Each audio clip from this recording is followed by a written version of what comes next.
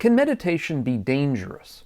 We hear a lot nowadays about the benefits of meditation, how it can help us sleep better, how it can help focus and calm, how it can reduce stress, and many different things in our lives. But the question for today is whether meditation can also be dangerous.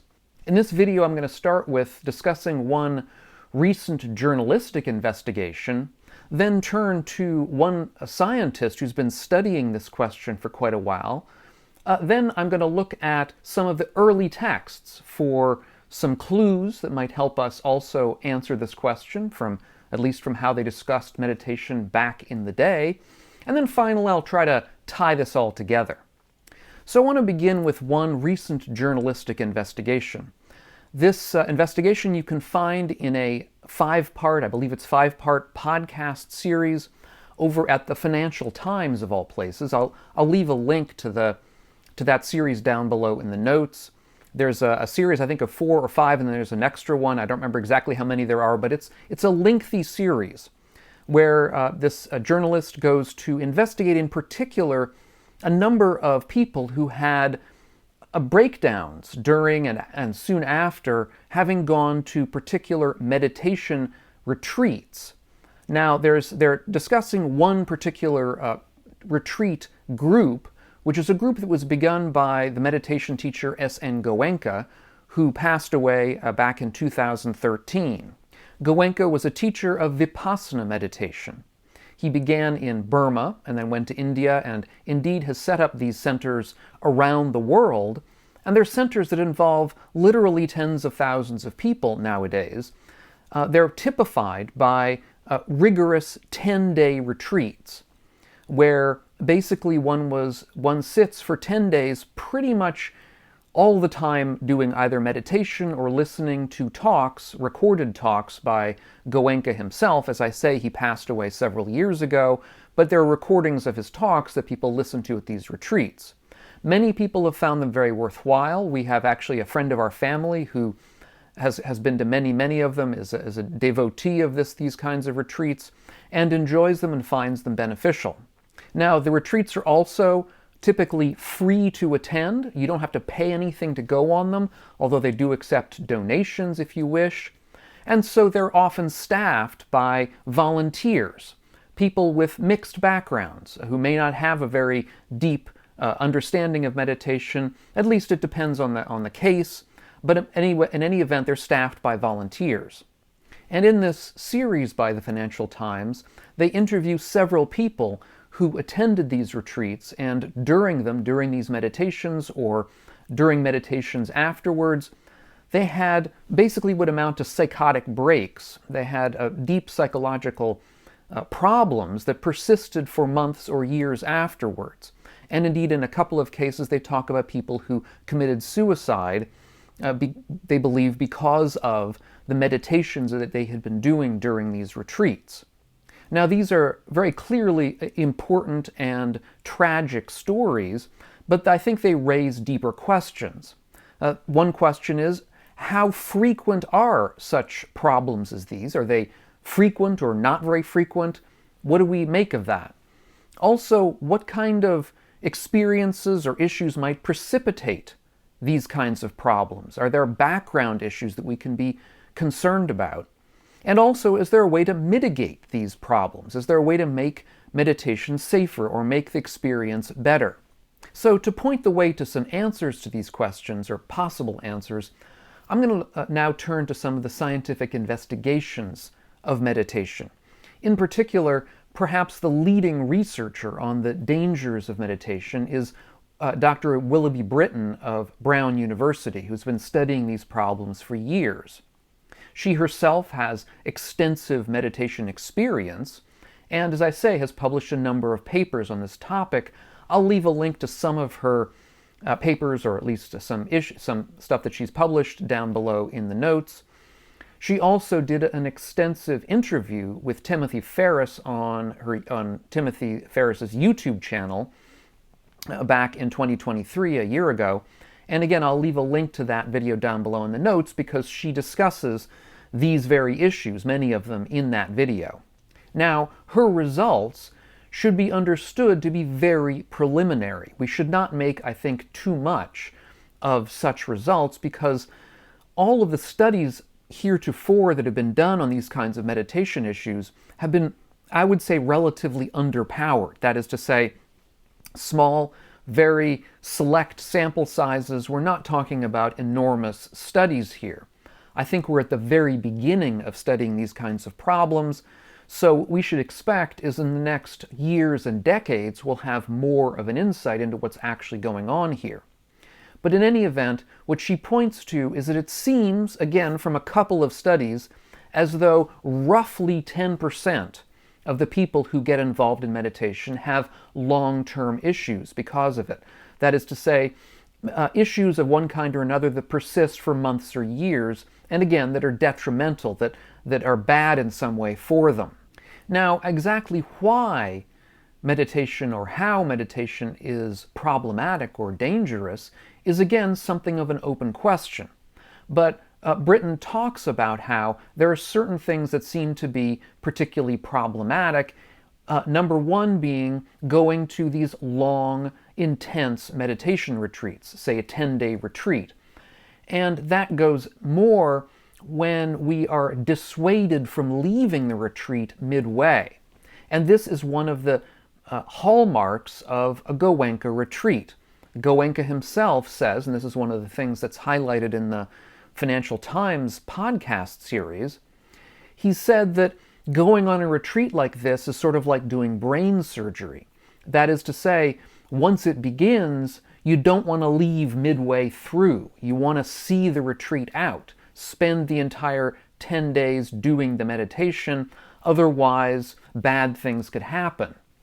But Willoughby Britton, on the other hand, says that really is not necessarily good advice. I mean, it may be good for some people, but for other people it may highlight or heighten the dangers involved because they feel pressured to continue doing something that may actually be harmful to them.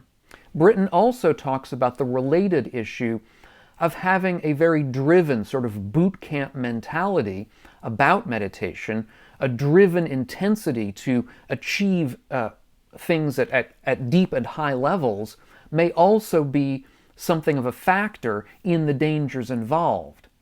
And indeed, the people interviewed, again in this Financial Times series, would go to 10-day retreats, would go to several of them in quick succession. They would also perhaps meditate deeply and intensely for hours a day in between retreats.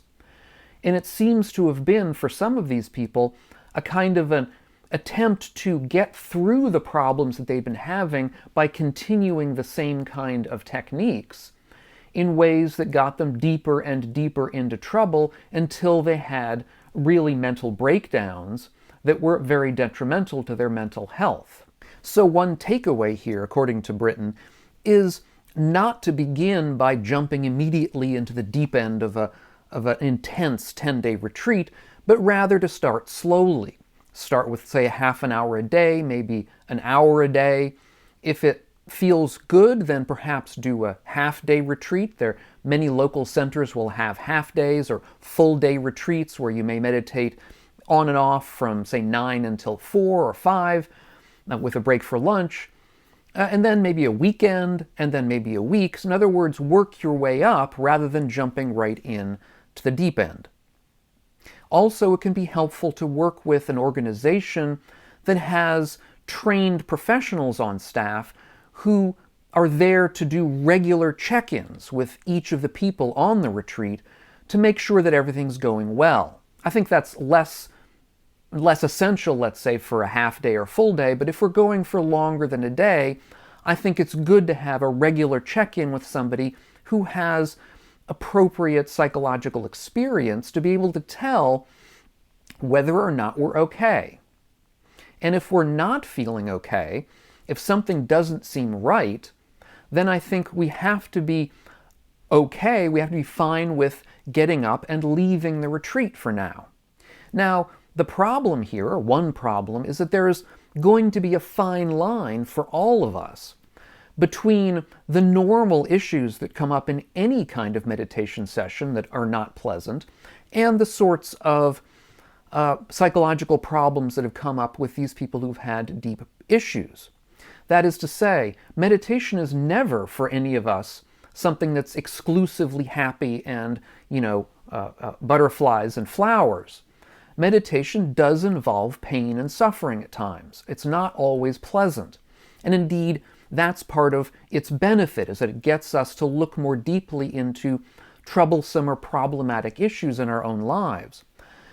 And so I think when we go into a meditation session and when we're dealing with, let's say, a more experienced teacher who can help us, we have to be alert to that fine line between the normal problematic sufferings of meditation and when we're really feeling out of control in a bad way. Now, another related issue that Willoughby Britton mentions in this conversation has to do with sleep. Now, many of us use various techniques of meditation in order to sleep better, in order to get to sleep. Meditation may seem to us to be relaxing, and indeed it is. Relaxes our mind, relaxes our body, allows us to sleep easier.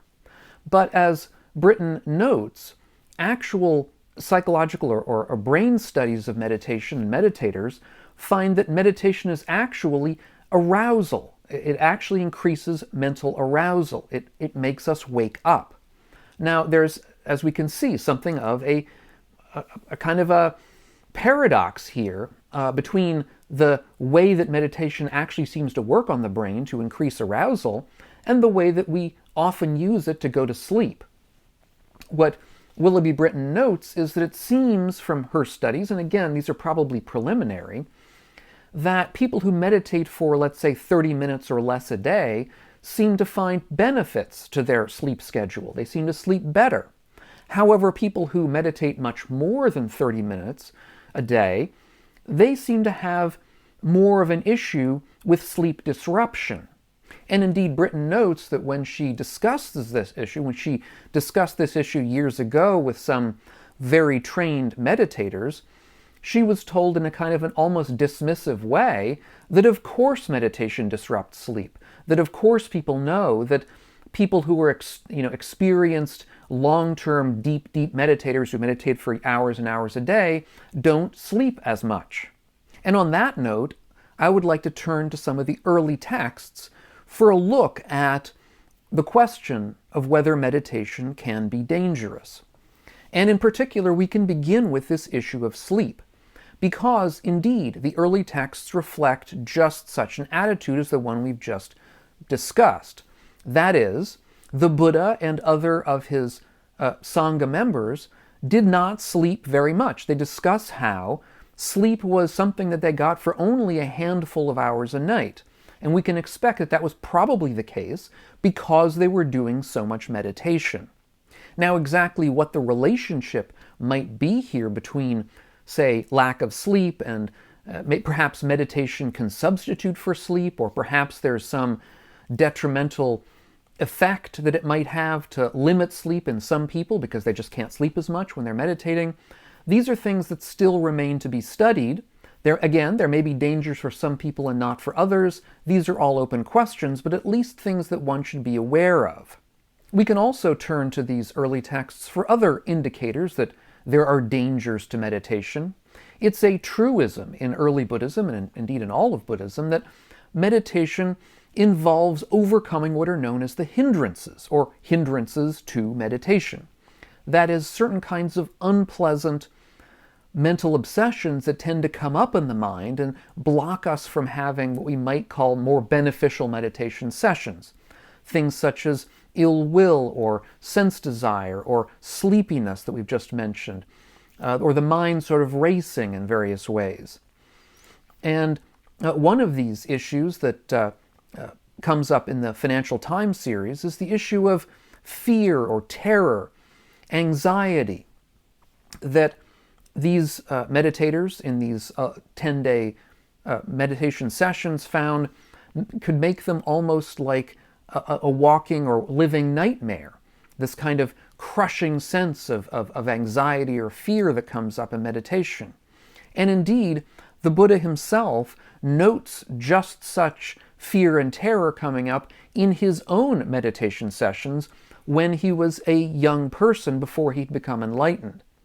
As he says, "While meditating, terror arose in me. Suppose a person was traveling along a road and killers were to spring out at them from both sides. They'd feel terrified because of that. In the same way, terror arose in me." Now, in this case, the Buddha goes on to say that he was able to overcome this terror after a while of meditating on it. However, it seems from, again, the cases mentioned in this journalistic study, that there are some people who don't seem capable of overcoming this terror, that just gets worse and worse and worse and leads to really a mental breakdown. Now, there's another very famous, or we might even say infamous case from the early suttas that involves a time when the Buddha was teaching his monastics about the unattractive nature of the body. This was a common meditation theme in the early Sangha, a way that the Buddha used to wean us away from attachment to feeling that we are a beautiful body, or feeling that we become attached to the beautiful bodies of others around us. Again, it was a standard technique in the day and continues to today within a monastic setting. However, in this case, the monks involved seem to have sort of misunderstood the Buddha's instructions in this case, and when the Buddha left, they became despondent, and a number of them, it's said, committed suicide over this. And this, I think, establishes pretty directly how meditation, at least in the case where a meditation instruction is not understood properly, can lead to certain kinds of severe dangers. Now, fourth, I want to turn to the upshot here. I don't want to leave us with the wrong impression. For most of us, I would say the vast majority, perhaps roughly 90% of us, meditation is beneficial or can be beneficial, or at least is not harmful. For most of us, it's going to be a good experience, an experience we find worthwhile. And in this, I think we should consider meditation a form of mental exercise. And just by analogy with exercise, physical exercise is one of the best and healthiest things we can do for our body. It gives us longer life and a better life. However, exercise, physical exercise, is not without its dangers. When we go to the gym, when we go out jogging or running, we can pull a muscle, we can pinch a nerve in a way that will cause us long-term harm. Or we can even perhaps have a stroke or a heart attack while exercising. These are certainly not unheard of. And if we have pre-existing conditions that make dangers more likely, perhaps we have a heart condition in the case of exercise, perhaps we have a history of trauma in the case of meditation, then we should certainly consider taking things more slowly and working with an experienced teacher who can help us through the problems we might have. And in all cases, if we're going to delve into that deep end, if we're going to meditate for long periods of time, we should work up to it. In the same way that if we're going to run a marathon, we shouldn't start right off the bat by running a marathon. We should begin slowly by running longer and longer periods of time, making sure that the body's okay with it, that we're not getting ourselves injured. That, I think, is one way that we can at least minimize the chance that we're going to have a bad time. So don't jump right into the deep end, or if you feel compelled to jump into that deep end, at least be prepared to jump back out if the water doesn't seem right to you. And in no case, be bullied into continuing to do something that you feel isn't right. This is one of the issues that I think with the Goenka experiences, which my understanding is that they're probably beginning to change nowadays. There should, I think, be less pressure to continue, or at least an awareness, a checking in with each student, with each person meditating, to be sure that what they're sticking with is actually beneficial to them. Now, my meditation teacher friend John Aaron and I did a podcast about this very topic recently. I will leave a link as well to that podcast down below in the notes. if you'd like to hear some of his take and our discussion about that. Also, I did a video recently, or a while back, on this issue of hindrances to meditation, and a long list, many of which, including the one about fear and worry, that aren't in standard lists of these hindrances. And so I'll leave a link to that video up here on the screen if you would like to see it. If you're getting something out of this discussion of mine, consider taking a look at my Patreon page, which is linked up here on the screen and down below in the notes, and see if you want to help support the channel. Thanks so much, and we'll catch you on the next video. And meanwhile, all of you, be well.